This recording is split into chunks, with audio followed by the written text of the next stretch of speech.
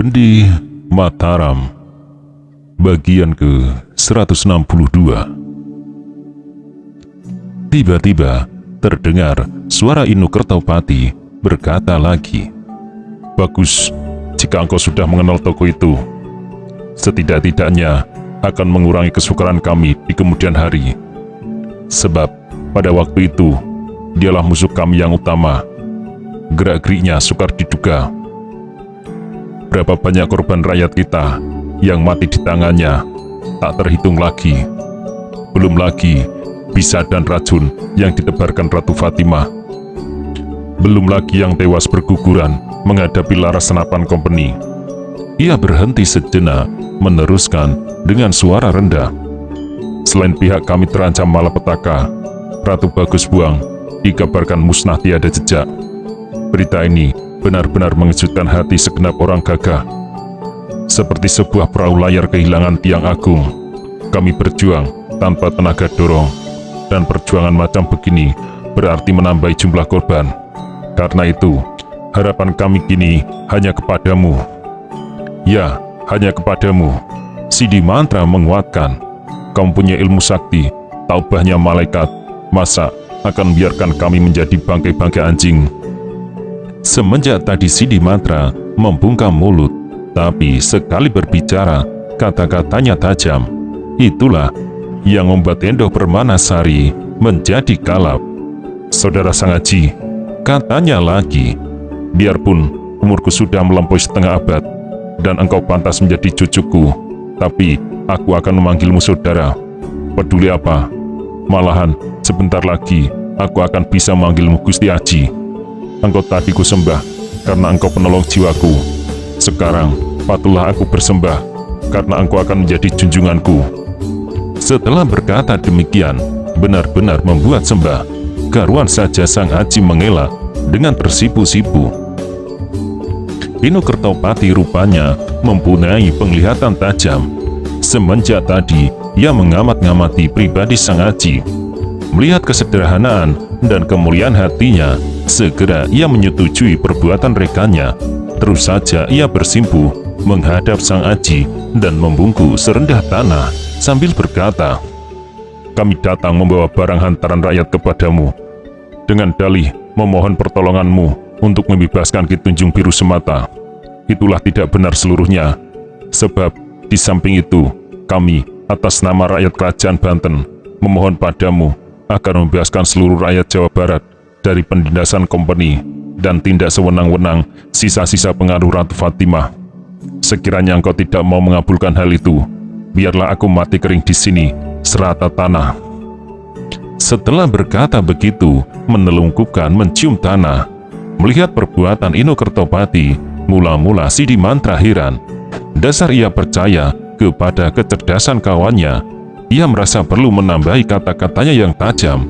Sambil berkata, "Kamarudin sudah mengorbankan keluarganya semata-mata menunaikan tugas rakyat yang dipikulkan di atas pundaknya. Masa aku tak rela pula mengorbankan selembar jiwaku? Saudaraku Sang Aji, biarlah aku membungkuk begini sampai tulang belulangku habis digerogoti anjing, menunggu kata-kata keputusanmu." Mendengar kata-kata dan perbuatan mereka, hati Sang Aji yang sederhana menjadi bingung. Bergaul dengan para pendekar semacam mereka, bagi Sang Aji bukan asing lagi.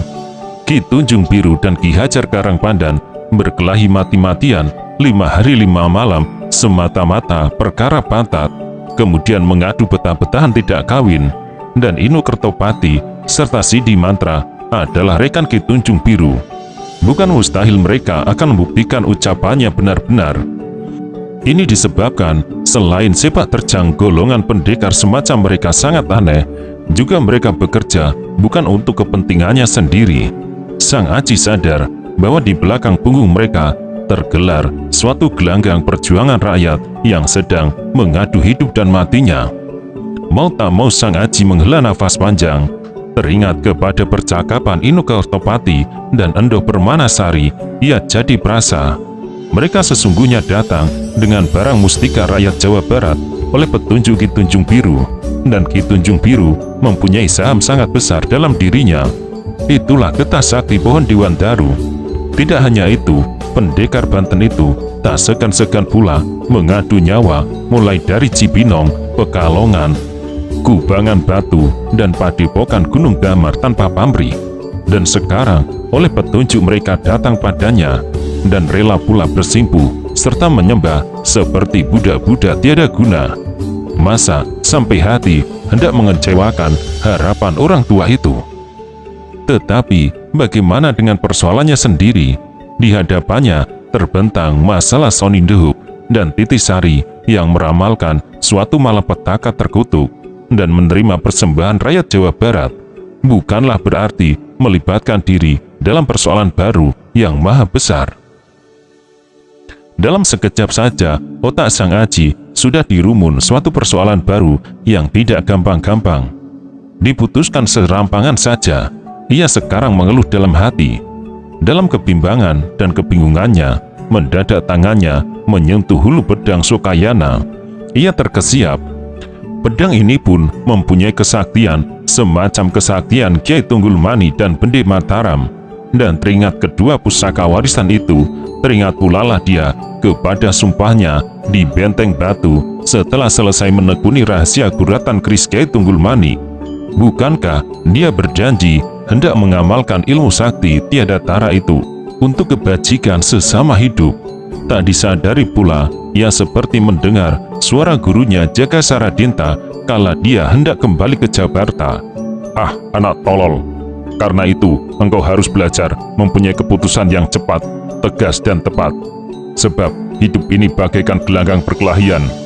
Kau akan diajak dan didorong untuk berkelahi. Kini, kau sudah menjadi laki-laki penuh.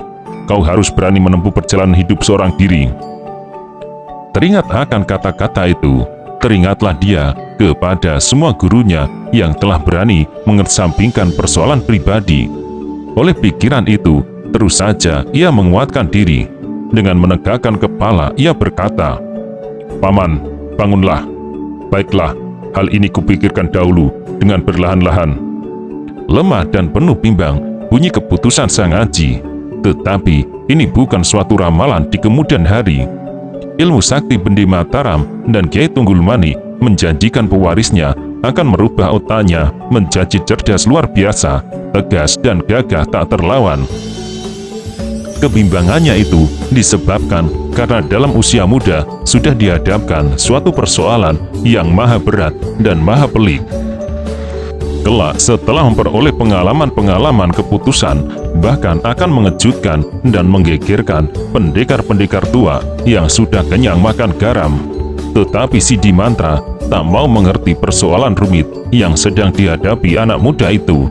Dengan masih membungkuk, ia berkata nyaring, "Tidak, selama barang hantaran rakyat belum engkau terima dengan keikhlasan hatimu, biarlah aku mati membungkuk seperti binatang." Sang Aji jadi kewalahan. Terpaksa ia menjawab, "Paman Sidi Mantra, pedang Sokayana telah bergantung di pinggangku, dan sedikit banyak ibuku telah berhutang budi kepada Paman Kamarudin. Bukankah berarti sudah kuterima penuh?" Itulah Sang Aji. Ia seorang pemuda yang harus dipaksa, sehingga akhirnya harus memasuki dunia yang tidak dikehendaki sendiri. "Bagus, begitulah baru benar. Ucapan seorang laki-laki berharga 1000 gunung. Biarlah aku bersembah lagi untuk kata-katamu," seru Sidi Mantra puas. Ia benar-benar menyembah lagi, kemudian menegakkan badan dan dengan mata berseri-seri. Sebaliknya Inu Kertopati masih saja menelungkup mencium tanah. Sang Aji tak mengerti. "Paman Kertopati, apakah kata-kataku kurang terang?" Inu Kertopati tak segera menjawab, dan setelah mengulangi ucapannya, ia berkata, "Sama sekali aku tak menyaksikan kemuliaan hatimu. Hanya saja seumpama seekor burung baru bersayap sebelah." "Mengapa begitu?" "2 hari lagi kami akan mengadakan suatu himpunan besar. Engkau sudi datang tidak?" Sang Aji berpikir sejenak, kemudian menyahut, "Bangunlah dahulu, masa berbicara dengan bertiarap. Berilah aku keputusan dahulu." Sedih hati Sang Aji diberlakukan begitu. Terpaksa ia menjawab, "Baiklah, aku datang. Di mana? Barat daya. Di manakah itu? Gunung Cibugis, sahut Inu Kertopati. Setelah berkata demikian, ia melompat bangun. Sang Aji menjadi sibuk lagi. Teringatlah dia kepada pembicaraan Toha dan Kosim di Unggun Batu Rababatapa seminggu yang lalu. Mereka harus datang di suatu tempat di barat daya. Juga penunggang kuda yang dilihatnya di luar kota. Mendadak suatu pikiran menusuk benaknya. Terus saja ia berkata, "Paman sekalian, aku pernah mendengar suatu nama Gusti Amat. Tolong berilah keterangan padaku, siapa sebenarnya beliau yang mulia itu?" Inu Kertopati dan Sidi Mantra tercengang sejenak. Mereka saling memandang. Kemudian Inu Kertopati menjawab, "Biarlah sampai di sini kita berpisah. Kami tak berani memberi keterangan. Tetapi 2 hari lagi engkau akan mengerti sendiri." Setelah berkata demikian, membungkuk hormat, Sidi Mantra pun begitu juga. Kemudian mereka pergi mengambil jalannya. Tak terasa Sang Aji menghela nafas. Ia sadar persoalan baru bakal dihadapi lagi. Dengan merenung-renung, ia mengawasi kepergian mereka. Setelah itu, barulah ia ingat pulang. Pagi sudah tiba benar-benar, langit cerah, angin pun terasa riang. Mengingat membawa pedang tak berani ia melampaui keramaian kota. Segera ia menjejak tanah dan seperti terbang melintasi tepi kota. Sebentar saja, tibalah dia di depan rumahnya. Esok harinya, pada pagi hari, Sony datang. Inilah untuk pertama kalinya gadis Indo itu datang berkunjung semenjak ia tiba kembali di Jakarta. Sony Dehup mengenakan pakaian serba merah, kulitnya yang putih nampak menjadi menyolok, bersih terawat dan berkesan cemerlang. Rambutnya terurai panjang, kemeloan oleh minyak wangi dan sinar matahari. Hidungnya yang mancung kelihatan tegas, bibirnya berkincu, alisnya bercelak, matanya bening. Semua itu menambah keserasian tubuhnya yang molek, montok, lagi padat. Seperti biasanya, ia lincah dan polos hati. Begitu melihat Sang Aji, terus saja ia berkata, "Halo, kau bawalah senapanmu, mari kita berburu."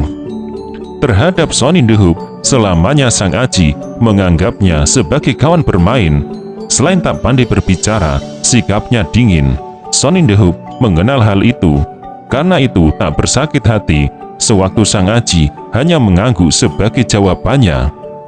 Lain halnya dengan Rukmini. Meskipun ia seorang perempuan dusun yang sederhana, tetapi ramah. Dengan pandang terang, ia menyambut bakal menantunya di serambi depan. Ia terus membawanya masuk dengan menggandeng tangan. Menggandeng tangan bagi adat barat tiada yang lazim dilakukan, kecuali apabila hati sedang diamu asmara. Tetapi manusia dimanapun juga tahu apa arti menggandeng tangan. Itulah tanda suatu penerimaan dengan hati terbuka. Karena itu, hati Sony Dehup merasa bahagia karena digandeng Rukmini. "Ibu, Sang Aji hendak kuajak berburu. Kira-kira ya sudah cukup beristirahat. Boleh tekan, Bu?" Rukmini tertawa untuk membuat senang dan membesarkan hati sendiri. Buat Rukmini, Sony Dehup masih nampak sebagai majikannya.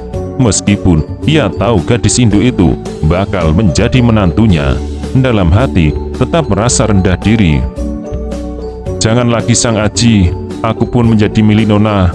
Masa mesti minta izin segala? Jiwa kami berdua, siapakah yang memelihara?" Bagi hati Rukmini yang sederhana, hutang budi berada di atas jiwanya sendiri. Karena itu, ucapannya keluar dari ketulusan hati sendiri. Sudah barang tentu, Sony Dehup tak enak mendengar pernyataan itu. Meskipun diam-diam hatinya senang. Bukankah berarti Sang Aji menjadi miliknya? Teringat cara Sang Aji menyia-nyiakan radang birahinya di perkemahan dahulu, ia jadi terhibur. Namun, dia menjahut, "Mana bisa ibu dan Sang Aji menjadi milikku?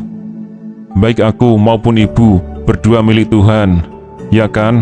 Rukmini tertawa melihat Sony mengenakan pakaian begitu mentereng. Ia merasa sayang, maka ia berkata, "Sayang Nona, kalau pakainya sebagus itu untuk pergi berburu, lebih baik ajalah Sang Aji melihat-lihat kota mumpung udara terang. Sudah beberapa hari ini, udara Jakarta terus cerah setelah dikerumuni hujan hampir 10 hari. Hawa yang lembab terasa menjadi hangat, berpesiar dalam hari demikian memang menyenangkan. Sonny Deop sendiri sebenarnya tiada berniat berburu sungguh-sungguh. Itulah hanya suatu dalih belaka. Semenjak ia mendahului ayahnya tiba di Jakarta, ia hanya mempunyai satu harapan. Dalam kesepiannya, ia akan memperoleh kesempatan menggugah rasa birahi Sang Aji. Sonny Deop berumur 20 tahun lebih tua dari Sang Aji. Sudahlah wajar apabila perkembangan masa birahinya jauh lebih cepat daripada Sang Aji. Apalagi ia berdarah barat dan beradat polos serta terbuka pula. Sudah semenjak 2 tahun yang lalu, ia membangunkan jembatan birahi. Tapi, jangankan ia bisa berharap yang bukan-bukan, sebuah cium belum pernah diperolehnya. Kini, ia memutuskan hendak bertekad membawanya ke dunia itu. Begitu Sang Aji datang berkunjung, terus saja ia hendak memasang jala. Ternyata Sang Aji tak pernah muncul, tak mengherankan lagi, jadi uring-uringan. Sebenarnya, dia ini manusia atau batu karang. Ia mendongkol, Sonny Deop bukannya seorang gadis murahan. Ia mempunyai kecantikan lembut yang jarang dimiliki bangsanya sendiri. Ia seorang gadis terpelajar pula. Banyak pemuda-pemuda yang gandrung kepadanya. Malahan sering pula opsir-opsir jejaka memberanikan diri melamarnya. Namun semua itu dijauhi dan ditolaknya dengan tegas. Itulah sebabnya ia menjadi heran sendiri. Apa sebab dirinya bisa tertambat pada seorang pemuda bumi putra yang berhati beku. Dalam kebanyakan hal, ia bersikap mengalah, setia menunggu masa kepergiannya, menyusul ke Jawa Tengah, bersedia menyerahkan diri pada sembarang waktu dan sembarang tempat. Namun, masih saja ia menumbuk batu. Hati siapa yang tidak mendongkol? Untunglah dia seorang pelajar. Dalam kemendongkolannya, masih sanggup ia berpikir. Katanya di dalam hati, 6 tahun saya mengenal dia. Selama itu, belum pernah bergaul rapat. Tak mengherankan, ia belum dapat merasakan diriku menjadi bagian hidupnya. Biarlah mulai sekarang, aku membuat rencana-rencanaku sendiri, di luar tata pengamatan orang-orang tua. Bukankah kemudian hari, aku bakal menjadi miliknya, dan dia sebaliknya? Kalau tidak dimulai sekarang, menunggu kapan lagi? Sang Aji akan kuajak berburu, bersenang, bersampan, berpacu kuda, mengail, atau bermain kartu. Masa dia akan tetap tidur? Mustahil, dia manusia yang terdiri dari darah daging, tidak tersadar apa arti kegairahan hidup. Memikir demikian, timbullah semangatnya, bahkan radang birahannya kian menyala-nyala. Dan begitulah, pada hari itu, ia datang mengajak berburu. Sang Aji bisa berkelana selama 2 tahun ini, masa masih tertarik kepada penglihatan-penglihatan di dalam kota? Katanya nyaring. Tetapi sekiranya menurut ibu hari ini bagus untuk berpesiar di dalam kota, biarlah ku ajaknya ke pantai. Hah, itulah bagus. Rukmini menyetujui, kemudian berseru kepada Sang Aji. Aji, kau kenakan pakaian yang baik. Sang Aji muncul dengan pakaian berburu, dengan menyandang senapan. Ia kelihatan gagah dan agung. Itulah disebabkan tenaga sakti yang mengeram dalam dirinya, sehingga wajahnya nampak segar dengan pandang mata tajam luar biasa. Ibu berkata apa? Ia menegas kepada ibunya. Berpakaianlah yang baik, Nona Sonny tak jadi berburu. Kau diajak berpesiar di dalam kota, kemudian ke pantai.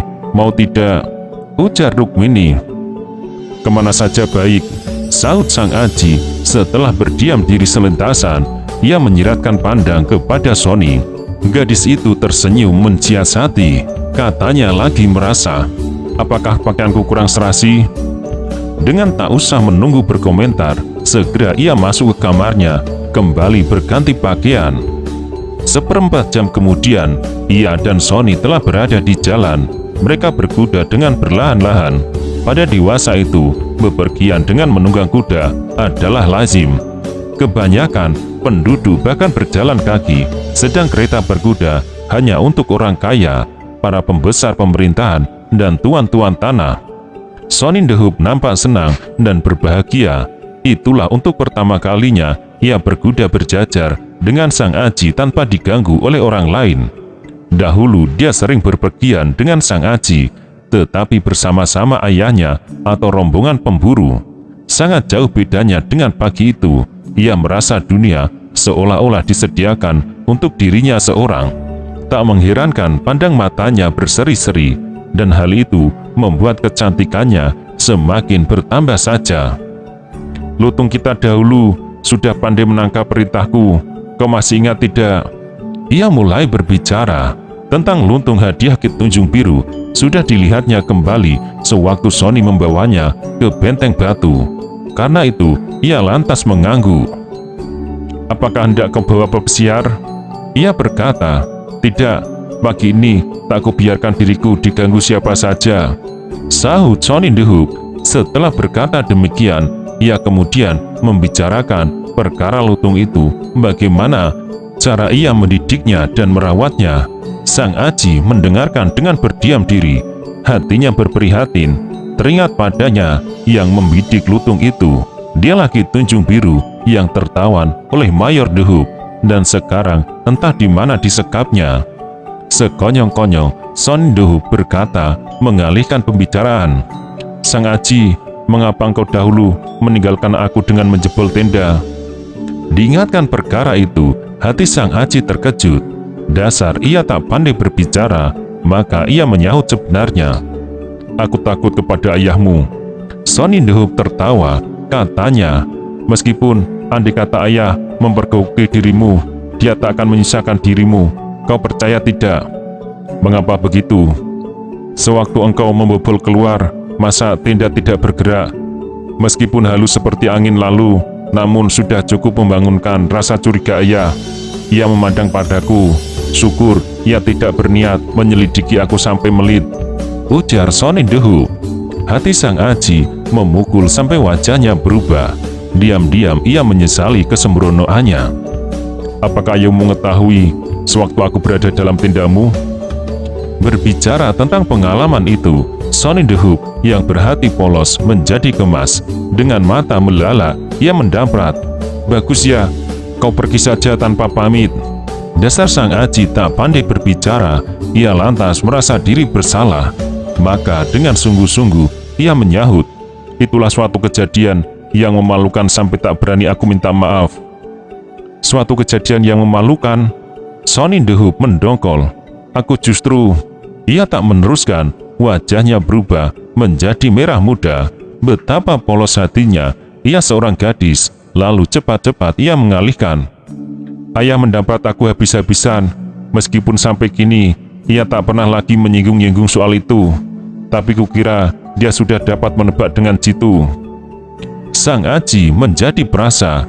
Ia mengamat-ngamati wajah Sonindehub, hendak mencari kesan. Gadis Indo itu cantik tiada celah. Dalam pakaiannya yang berwarna merah, ia nampak bersemarak. Ayahnya menaruh curiga kepada Sang Aji, tetapi mengingat perhubungannya dengan putrinya, ia tidak mau bertindak, sebab Sony adalah anak satu-satunya. Tiba-tiba gadis itu berkata di luar dugaan, Sang Aji, sebenarnya kita sudah bertunangan belum?